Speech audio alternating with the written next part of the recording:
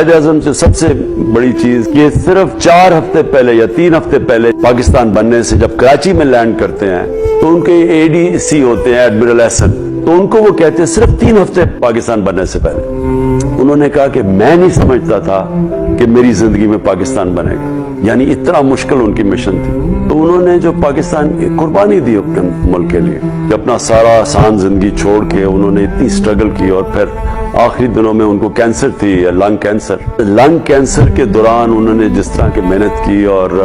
چھپایا رکھا، بتایا کسی کو نہیں کہ کتنی بری بیماری تھی، اور وہ ان کے پاس زیادہ دن زندہ رہنے کے نہیں تھے، وہ بھی چھپایا اس لیے کہ اگر ان کے مخالفین کو پتہ چل جاتا تو انہوں نے صرف ڈیلے کرنا تھا اور ہو سکتا ہے پاکستان نہ بنتا۔ تو جتنا بھی ہم قائد اعظم کو ان کا شکریہ ادا کریں وہ کم ہے۔ قائد اعظم کی جدوجہد کو اگر ہم نے جسٹیفائی کرنا ہے، ہم نے اگر ان کی روح کو خوش کرنا ہے، تو ہمیں حقیقی آزادی کے لیے پوری جدوجہد کرنی پڑے گی۔